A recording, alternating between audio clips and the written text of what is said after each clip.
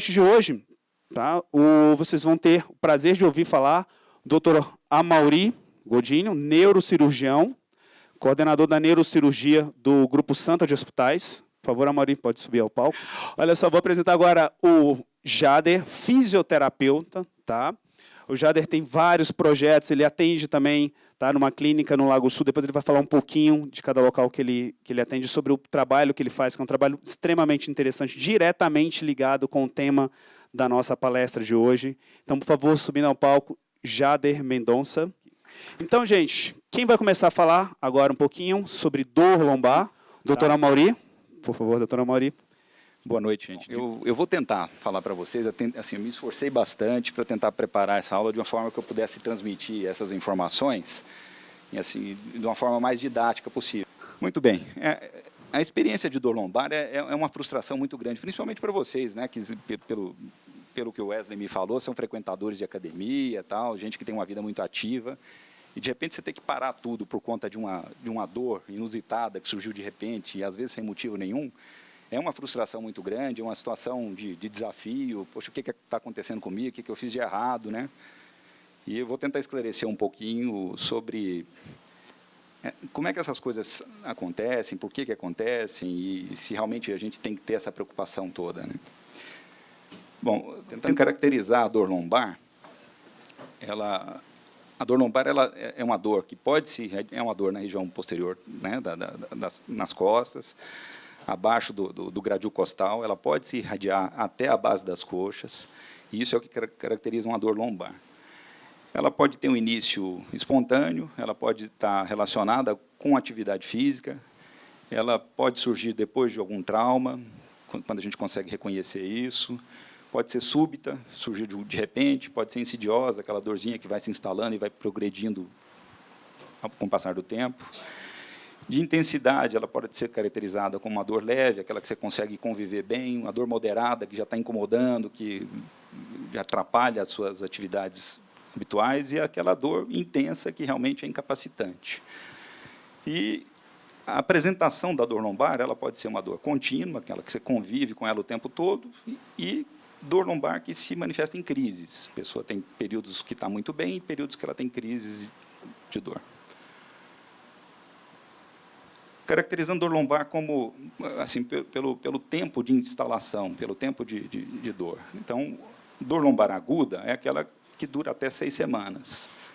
A maioria das vezes se resolve espontaneamente. E dor lombar crônica, aquela que dura mais de 6 semanas. Epidemiologia. Aqui, para vocês não se sentirem frustrados, quando vocês fazem aquele exercício, tal, depois fica doendo e fala assim, poxa, o que eu fiz de errado? O que aconteceu? 80% dos indivíduos na face da Terra, na humanidade, 80% dos indivíduos, um dia na vida vão ter uma crise de dor lombar. Tá? Então, assim, a apresentação da dor lombar é muito frequente, né? Hoje, a gente pode pensar assim, que assim, em cada 5 indivíduos, 4 vão ter uma reclamação de uma queixa de dor lombar em algum período da sua vida. Se a gente for pensar nessa prevalência em termos do dia, né, hoje, a gente pode dizer que 15% da população do mundo está sentindo dor lombar. Então, a incidência e a prevalência da dor lombar é muito alta. A gente pode falar o seguinte, assim, a dor lombar faz parte da experiência de ser humano, né? Então, acho que todo mundo vai ter uma crise de dor lombar um dia na vida. Pensando na parte da fisiopatogenia, na fisiopatologia dessa dor, ela começa com a lesão tecidual, que às vezes nem é perceptível. Essa lesão tecidual ela não necessariamente está relacionada com trauma, ela pode ter várias etiologias. Existem liberação de substâncias químicas que têm um efeito irritativo local. Esse efeito irritativo leva a um processo inflamatório que atrapalha a remoção dessas substâncias químicas irritativas, e, ao mesmo tempo, atrapalha a chegada de células e de fatores morais que possam debelar esse processo. Com isso, existe a estimulação dos receptores de dor, e, com a estimulação do receptor de dor, existe a via dolorosa, né, todo aquele trajeto que passa pelo nervo, vai para a medula, da medula vai para uma área do cérebro muito importante, que chama tálamo, que lá é onde acontece a interpretação da dor como sendo um fator de agressão para o nosso organismo, e a interpretação dessa dor que acontece na parte mais... na córtex cerebral, na parte mais evoluída do nosso cérebro. Então, às vezes acontece o paciente chegar assim, pô, doutor, mas eu tinha tanta dor que eu fiquei torto. Isso é muito frequente, é muito comum, e isso é uma ação involuntária de defesa do nosso organismo. Então, você tem uma dor local, a dor geralmente relacionada com o movimento. Para evitar aquela postura que te causa dor, você adquire uma postura antálgica para evitar a dor. Então, involuntariamente, você contrai a musculatura, fica torto, né? E esse espasmo muscular prolongado, produzido pela contratura muscular, perpetua a dor também. Então, pensando em etiologias, né, causas dessa dor lombar, a gente pode falar em etiologias específicas, etiologias inespecíficas e aquela dor referida. Então, falar assim, do que, inicialmente, daquilo que não tem muita relação com a dor lombar que a gente vai discutir. A dor referida. A dor referida, por exemplo, você pode ter uma dor lombar numa crise de cólica biliar. Você pode ter uma dor lombar por pancreatite. É muito comum mulheres, no período menstrual, principalmente as que têm endometriose, terem dor lombar, que é uma dor referida por irritação do peritônio, a cadeia, os ramos que saem da coluna, que vão descer para as pernas, passam ali perto dessas estruturas viscerais, a gente pode ter essa dor referida. As dores específicas são aquelas que a gente procura na investigação. Toda vez que a pessoa tem uma crise de dor lombar que merece uma investigação, então, se é uma dor lombar crônica, uma dor lombar que se apresentou de uma forma muito agressiva, que não teve resolução nas primeiras semanas com tratamento conservador, a gente vai investigar procurando essas causas específicas. Essas causas específicas são as doenças degenerativas aqui no sentido de envelhecimento. São aquelas alterações próprias do envelhecimento que vão acontecer com todo mundo, mas, em algumas situações, essas alterações degenerativas podem causar dor. Tá? Não significa que ter alteração degenerativa significa ter uma doença na coluna lombar. Muito pelo contrário. Tá? Essa terminologia traz muita confusão, muita gente fica preocupado quando vê um laudo dizendo que tem discopatia degenerativa. Eu costumo explicar para o paciente, assim, discopatia degenerativa é igual cabelo branco. Todo mundo vai ter, só que cabelo branco, às vezes, dá para pintar. Discopatia degenerativa não tem o que fazer, você vai ter mesmo, é o nosso envelhecimento. Em algumas situações, isso pode ser motivo de dor. Né? Doenças inflamatórias, que são as doenças reumáticas, assim, falando de modo geral, né? Que são preocupantes, são doenças sérias, que precisam ser investigadas e tratadas de forma específica. Os tumores, os traumas e as infecções. Essas são doenças realmente muito sérias e existem indícios pela história, pelo exame clínico, para a gente pensar nessas situações. Então, se for ver aqui em termos de incidência dessas doenças específicas em relação à dor lombar, é muito pequeno. Então, assim, o meu ganha-pão mesmo fica só nisso aqui. Ó. O resto, 85% das situações, são dores lombares inespecíficas, ou seja, aquelas que não têm motivo, não têm etiologia, não tem um ponto ali na fotografia que eu possa dizer para você, ó, sua dor vem porque tem isso aqui. Tá?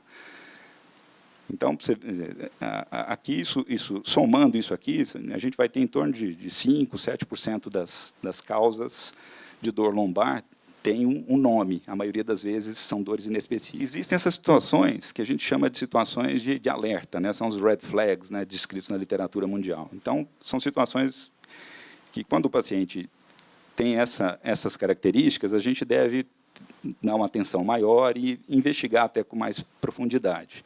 Pacientes com idade acima de 50 anos, com história de câncer, febre associada à dor lombar, dor severa com repouso, quando a pessoa passa o dia bem, mas quando deita começa a sentir dor, é uma dor que preocupa mais, que nos remete mais à possibilidade de infecção, de doença inflamatória. Perda de peso associada, uso crônico de corticoides, usuário de droga injetável. Esses são pacientes que merecem uma atenção e investigação mais aprofundada. Existe uma situação de urgência relacionada com a dor lombar, que é o que a gente chama de síndrome de Caldequina. Não sei se alguém já ouviu falar sobre essa situação. Síndrome de Caldequina é quando você tem uma compressão aguda do canal vertebral, por onde passam os nervos que vão descer lá para as pernas. e a pessoa apresenta dor e fraqueza nas pernas, anestesia na região perineal, isso não é uma urgência, isso é uma emergência. Então, se você está convivendo com a dor lombar e, de repente, você acordou sem dor, mas só que meu pé está mole, está caído, eu estou tendo que fazer força para urinar, uma coisa que eu tenho que informar também para os homens, que é muito mais dramático ainda, incapacidade de ter ereção, e anestesia, perda de sensibilidade na região perineal, isso aqui você tem 24 horas para fazer uma descompressão, porque senão você vai ficar assim para o resto da vida. Então, síndrome de caldequina é uma situação muito dramática, mas é muito rara também. Geralmente acontece nas fraturas, nas herniações de disco muito volumosas, mas isso é muito raro. Mas acontecendo é urgência. Tá? Bom, exames para o investigador lombar. Na maioria das vezes, não é necessário investigação nenhuma, que na maioria das vezes essas crises, essa dor é autolimitada, e você, com uma boa história e anamnese, você consegue identificar o que é uma dor lombar relacionada só com postura, com questões musculares, tal, e diferenciar isso de uma doença estrutural. Mas ela é mandatória quando você tem aquelas situações de alerta vermelho lá, né? A investigação com exames se dá por radiografia, tomografia, cintilografia óssea e a ressonância magnética. O tipo de exame depende do que você está suspeitando. Tá? Então, não tem um exame melhor do que o outro. Fala assim, eu fui naquele médico ali, ele me pediu só uma radiografia. Às vezes, a radiografia é o melhor exame para se investigar aquilo que ele está imaginando ali, aquilo que ele está suspeitando. Tá? O diagnóstico ele é sempre baseado na história, no exame físico, e depois nos exames de imagem. Os exames de imagem são complementares, né? São fundamentais para planejamento terapêutico, tal, mas passar por cima da história do exame físico sempre dá uma coisa atrapalhada, né? Há poucos minutos mesmo eu estava lidando com uma situação dessas, um paciente que já tinha um diagnóstico de uma doença muito séria, que depois a gente foi conversar com ele, foi ver que não era nada disso, era uma coisa completamente diferente. E, às vezes, esse pular etapas leva a algumas situações catastróficas, até de intervenções desnecessárias e consequentes maus resultados, né? E os exames de imagem isolados, eles também não trazem informações importantes. Isso aqui é um negócio, uma afirmação muito importante de fazer, e é uma coisa que eu queria esclarecer muito, e eu tento esclarecer isso sempre com os meus residentes, com os meus pacientes também. Existe uma sigla nos Estados Unidos que eles chamam de VOMIT, que é Vítimas da Tecnologia da Ressonância Nuclear Magnética. O que acontece? Assim, logo que a ressonância se tornou um exame complementar acessível, começou a fazer ressonância demais, a gente começou a descobrir coisas que a gente nem imaginava. Então, antes da ressonância, a gente não sabia que o disco desidratava, a gente não sabia que existia hipertrofia de ligamento amarelo, a gente não sabia um monte de coisas relacionadas com o envelhecimento da coluna. O radiologista é um fotógrafo. Então, ele vê uma fotografia e descreve o que ele está vendo. Tá? Então, ele descreve todas essas alterações que, para a gente, que nós que somos cuidadores, isso, na maioria das vezes, não tem importância nenhuma.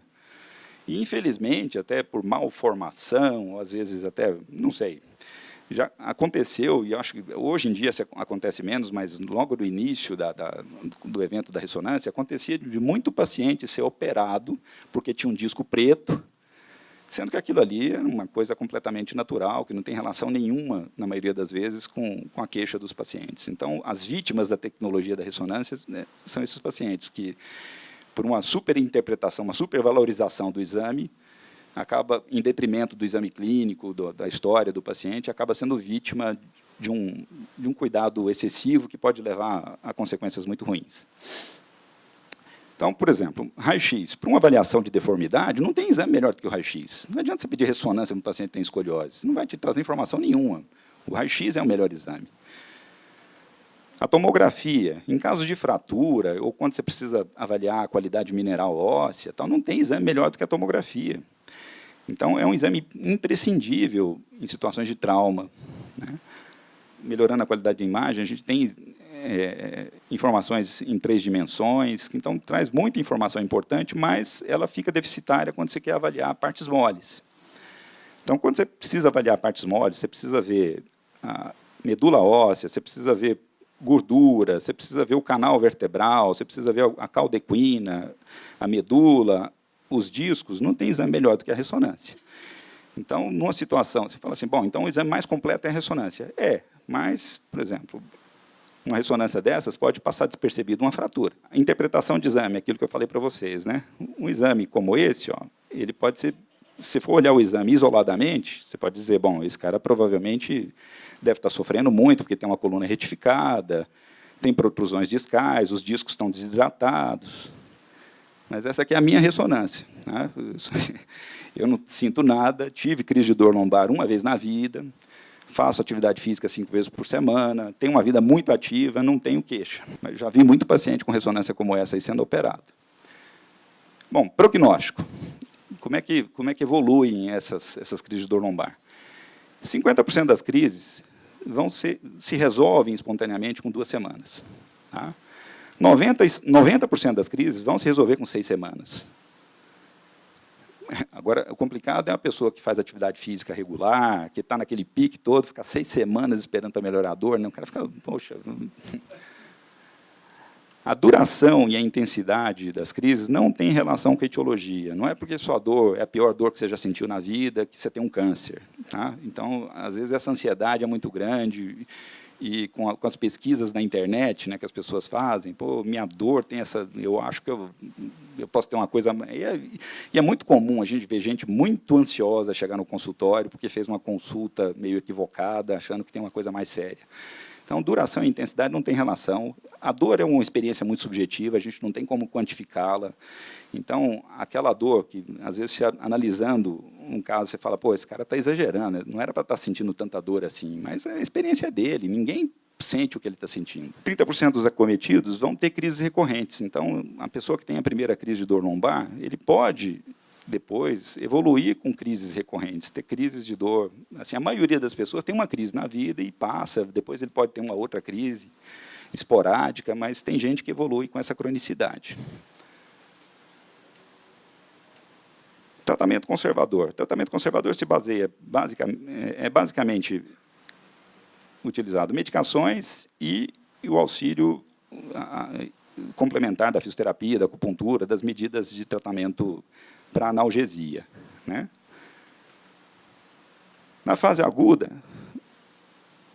da dor, o importante é a analgesia. Agora, seguir essas orientações, essa sequência, é muito importante. É muito comum o paciente que chega no consultório, o cara é sedentário, ele tem uma crise, uma experiência de dor muito importante, bate aquele remorso, né, fala assim, puxa vida, eu estou com essa dor aqui, já investigaram, não encontraram nada, então essa dor minha está relacionada com o meu sedentarismo, né? Então eu preciso começar a fazer atividade física. Então o cara está morrendo de dor no meio da crise, ele vai lá e se matricula na academia, querendo começar a fazer atividade física naquela hora. Então, é importante a gente respeitar esse momento da dor, a hora para parar e pensar no que eu fiz de errado, se realmente eu tenho alguma participação nessa crise, nisso que eu estou sentindo. Mas é importante obedecer essas fases. Então, fase aguda, está doendo muito? Vamos tratar isso, vamos tirar essa dor.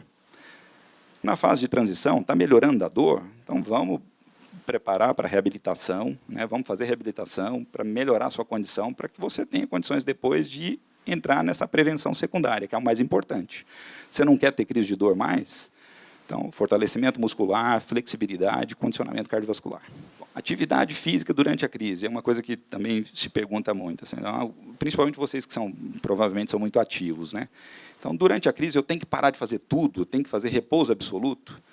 Olha, esse termo está proscrito da medicina, não existe repouso absoluto para mais nada, não existe essa indicação para nada hoje, nada, absolutamente. Então, a recomendação geral, primeiro é bom senso. Tá? Se eu estou com uma dor lombar, determinado tipo de exercício me faz sentir dor, eu não vou fazer aquele exercício. Mas não significa que eu não preciso ficar parado. Eu posso fazer aquilo que é possível. Tá?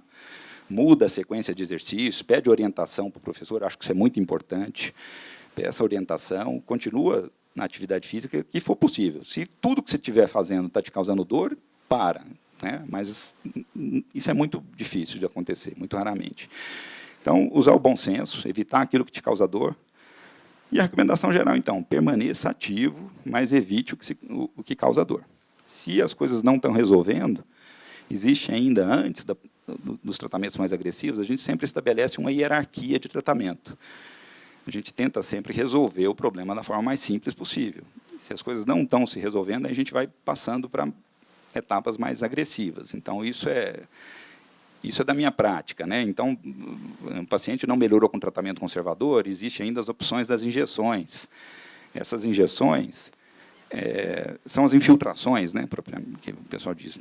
Quando se fala em infiltração, muito paciente chega no consultório, a gente propõe para ele, depois de algum tempo, a infiltração, ele fala assim, doutor, mas eu já fiz. Aí o moço me fez uma infiltração. Aquilo não é isso que a gente está falando. Essas infiltrações são procedimentos guiados por radioscopia ou por tomografia, onde você coloca a agulha no local onde você imagina que está vindo a dor, onde você presume que vem a dor.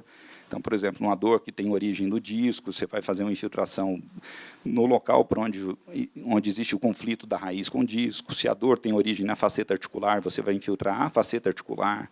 Se a doença é para o canal estreito, você faz injeções peridurais. Então, existe uma série de procedimentos. Então, quando você pega uma coluna muito comprometida e você não sabe a origem da dor, e chegou no final da linha, você não tem mais opção de tratamento conservador, você tem que optar por um tratamento cirúrgico, você precisa saber, assim, para ser mais objetivo, você tem que saber de onde que vem essa dor.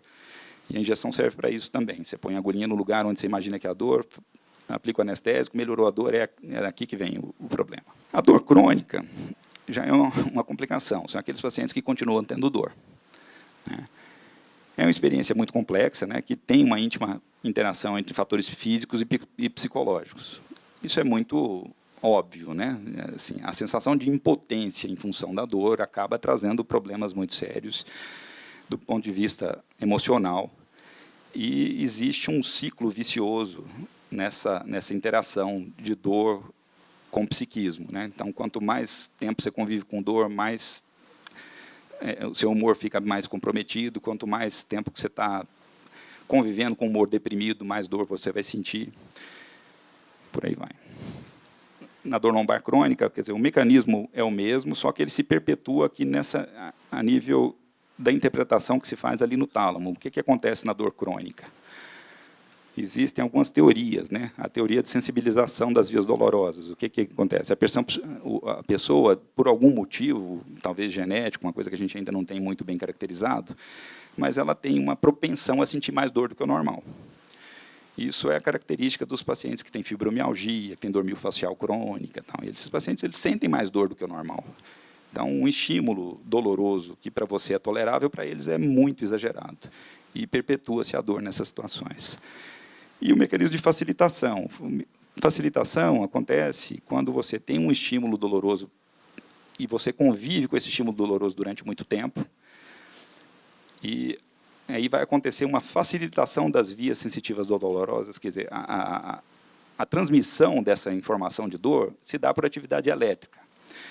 E quando essa atividade elétrica ela é permanente, assim, está sendo repetida muitas vezes, o tálamo, que é essa área de interpretação, esse relé de interpretação da sensibilidade no cérebro, ele começa a disparar sozinho.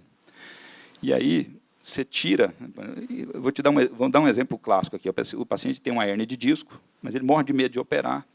Falhou em todas as tentativas de tratamento conservador. Aí, quando ele começa a ver que não está dando certo, ele procura outro médico, né, para ver se ele oferece algum milagre. Aí tenta tudo de novo, não dá certo. Ele vai postergando. Depois de um ano sofrendo com dor, ele admite, não, agora tem que operar. Aí você vai lá, tira a hérnia de disco, não tem mais o fator agressor, ele acorda com a mesma dor. Por quê? Porque aconteceu isso aqui, o mecanismo de facilitação que leva ao que a gente chama de dor neuropática. Então, conviver com dor é uma fria. Tá? Dor tem que ser tratada, dor não é uma coisa para você ficar convivendo com ela, não. Se alguém falar para vocês assim, não, você tem que aprender a conviver com a dor, isso não existe, viu? É porque o cara não está querendo mais, procura outra. Então, a dor neuropática é essa alteração de sensibilidade, você sente dor, uma dor que já não tem mais um agente etiológico. Na investigação da dor lombar crônica, é importantíssimo, primeiro, buscar as etiologias tratáveis, né? O paciente tem um canal estreito, por exemplo. Então, isso é uma etiologia que a gente conhece e dá para se tratar, não é para ficar convivendo com isso. A mesma coisa, história, exame físico, é muito importante. Então, repetir exame é importante durante esse tratamento da dor crônica se muda o sintoma. Então, o paciente tinha dor lombar, e, de repente, começou a ter uma dor ciática, aquela dor que irradia pela bunda e vai lá para o dedão do pé. Mudou o sintoma, então, provavelmente, a anatomia deve ter modificado também. Então, nessa hora, é importante fazer exame de novo. Uma investigação eficiente, ela pode não encontrar uma causa específica para o problema, mas, pelo menos, ela afasta essas causas. Então, é muito importante essa investigação, às vezes não vai encontrar nada, mas eu afastei um tumor, eu afastei uma fratura patológica. Tratamento da dor lombar crônica, quando você tem causas conhecidas, tratar a causa. Causa desconhecida, tratar o sintoma. É importante tratar a dor, é importante não sentir dor. Tá? É importante tirar a dor do paciente. Tem gente que fala assim, mas eu estou mascarando um problema. Não. Às vezes, a sua doença é a dor. Não é a hérnia de disco que você queria ter. Eu acho que tem gente que quer ter uma hérnia de disco, né? É raro um paciente chegar no meu consultório e falar assim, doutor, eu tenho uma dor lombar. Não, o cara tem uma hérnia de disco. Aí você vai ver, não tem nada de hérnia de disco. Ele tem uma coluna envelhecida, normal, natural. Né? Bom, então, os objetivos do tratamento da dor lombar é diminuir a dor, melhorar a qualidade de vida e melhorar a função. Na dor lombar crônica, existe um espaço para a gente usar uma classe de medicamentos que, às vezes, assusta o paciente na hora que você prescreve e ele chega em casa e vai ler a bula. Fala assim, nossa, mas ele está me dando remédio para depressão. Não tem depressão. Então, está me dando remédio para epilético. Eu não sou epilético. Mas, como eu estava informando para vocês, assim, a transmissão das informações no sistema nervoso se dá por atividade elétrica.